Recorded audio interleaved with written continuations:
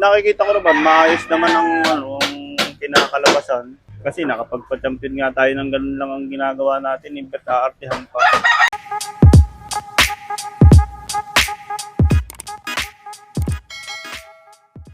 Ito nga pala mga kalapatid yung breeder ko na nagpo-produce ng mga winner na anak din to nung ko, yung nag-champion nung South. Buti may naiwan sa yung anak bago nawala nung MacArthur. Oo, ang ginawa ko nga, may nakapagturo din, tinuro ni parang Yoli, mag-stock ako ng ng isang pang-breed para hindi mawala yung Sakto naman, ito yung napili ko. And ngayon, nag-produce na siya ng ng winner. Ito mga kalapatid, Overall so. pa. Anong mga nai-produce ng winner nito, sir? Second overall, YBOB. Yung katatapos lang na North Race. Oo, anak na yun. Ang galing mga kalapatid, so anak na to nung nung champion niya ng unang sabak. Oo.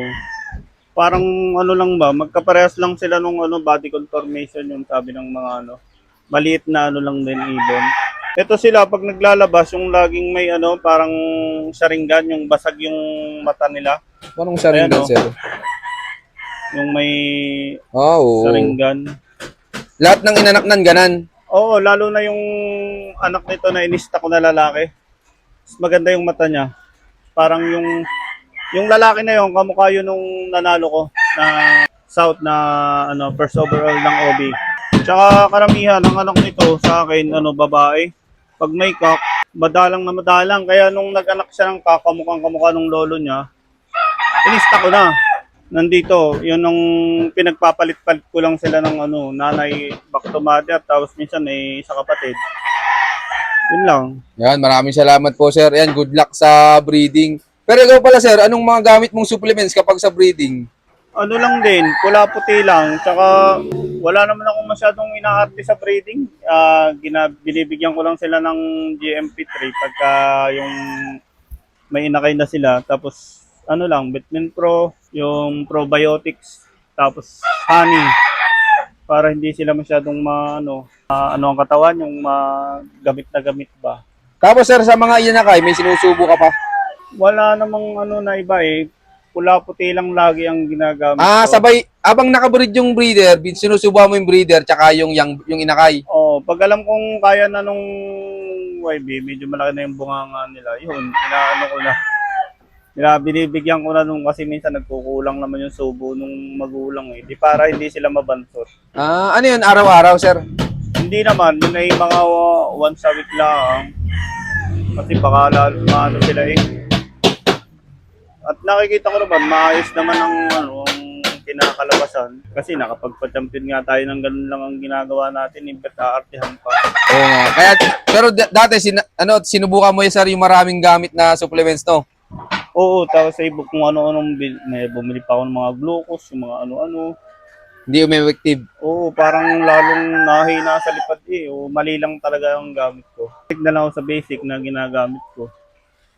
Hindi ka nahirap, nananalo pa, no? Oo, tsaka less gastos pa. Ang gamit kong herbal, oregano, tapos nilalagyan ko ng luya, bawang, tapos probiotics. Nilalagyan ko din ng konting honey para hindi sila masyadong Sa lasa. Oo, direct yun sa bunganga. Ano yung pinapakuluan mo? Hindi na, pinipiga ko lang yung katas. Natural na katas ng oregano. Oo, so natsatsaga mo yung lahat ng ibon mo, sir, ano? Oo, kukunti lang naman eh. Hindi naman ako nagdadami. Kaya diretso na sa ibon. Oo, mahirap din naman kasi pag madami. Kaya sakto lang, mga 2 set lang lagi ang kinukuha ko pag nakakuha ko ng ring. Kasi maabyad nga eh pag madami. Pag kukunti, abyad na abyad mo. Tutok na tutok ka. Kamusta naman yung paggamit mo ng organic na yun, yung diretso sa bibig ng ibon? Makikita mo na mag-iiba yung kulay ng nila, ng ipot nila.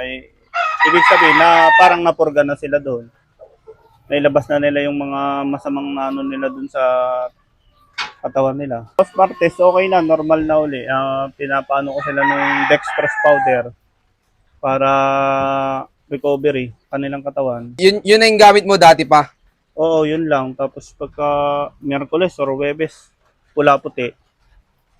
Depende, tinitingnan ko yung kondisyon nila kung anong kondisyon. Pag di naman kailangan ng gamot, pag maganda ang ano nila, hindi na ako nagbibigay. Tinitingnan ko na lang. Minsan kasi ang ibon, mabilis mag-recover kahit wala kang ginagawa eh.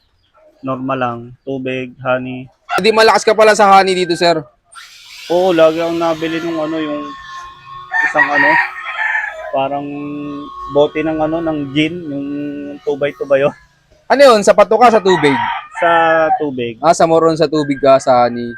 O, para direct nilang mainom. Noon, maraming salamat, sir. Tapos ikaw, sir, ano mabibigay mong payo sa mga viewers natin dyan na hindi pa pinapalad sa karera?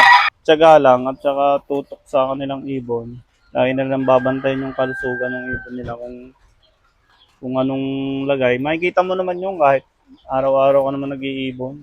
Tingin pa lang ay ano na, alam mo na kung alin ang may diferensya, ihiwalay mo na. Tapos yun, bibigyan mo lang ng herbal. Kasi pagka yung gamot na ano, nahina ng baga nila kaya kailangan may herbal lang talaga. Yun lang naman ang ginagawa ko, wala namang special na ginagawa sa mga ibon. Palipad lang, pula puti. Yun lang, balik-balik lang doon. Kagaya na iba, yung nagbabinder, ako hindi ako nagbabinder. Normal na tuka lang. Tapos, wag kayong masyadong malikot kasi magkakagastos lang kayo magkakagastos kung ano-anong bibili nyo ng ano. Basic lang ba ang gagawin nyo? Pula puti, tapos herbal, yun lang. Yung ikaw, yung gamit mo dito. Oo, ang importante honey, ang laging ano, mabilis magpa-recover ng katawan. Tapos last 2 laps ng derby, sir, tsaka ka nagbibigay ng Centrum complete, no? Oo, kasi makikita mo naman eh, kailangan nila ng ano, extrang lakas eh. Kaya kailangan ay mabibigay mo para mabigay din niya sa iyong panalo.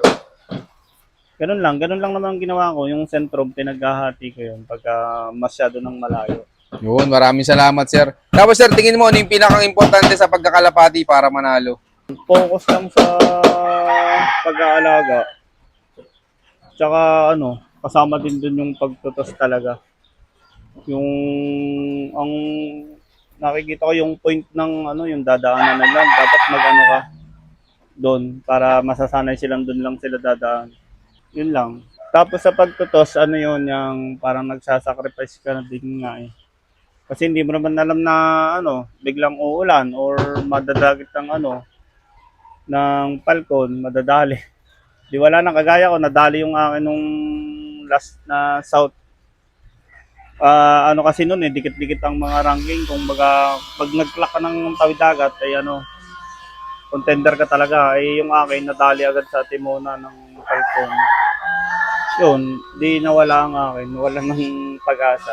Wala, kailangan mag-toss, sir, eh, no? Oo, pag hindi ka kasi nag-toss naman, lalo na pag nalayo na, parang nahina yung ibon, nasasanay lang siya. Kasi pag pinaronda mo siya, 2 ikot, 3 ikot, nababa na hindi na nag-iisang oras ba? Yun lang. Yun, maraming salamat, sir. Tapos, sir, tingin mo gaano kasaya sa pagkakalapati? Masayang magkalapati kasi lalo na pag nakapagpauwi ka. Bonus yung manalo ka eh. Minsan nga nung bata pala ako, nagkakalapati ako pag ginagis ko sa kanto, nawawala na eh. Ngayon nakakapagpadulo pa ako kaya talagang masaya. Nabibigyan ka ng ibang ano, kaligayahan, nare-relax ka. Lalo na pag nakikita mong ibon mong nauwi galing sa malayo. Muli ako si Romel Rason, Pigeon Puncher ng Sariaya, Quezon. I love this game.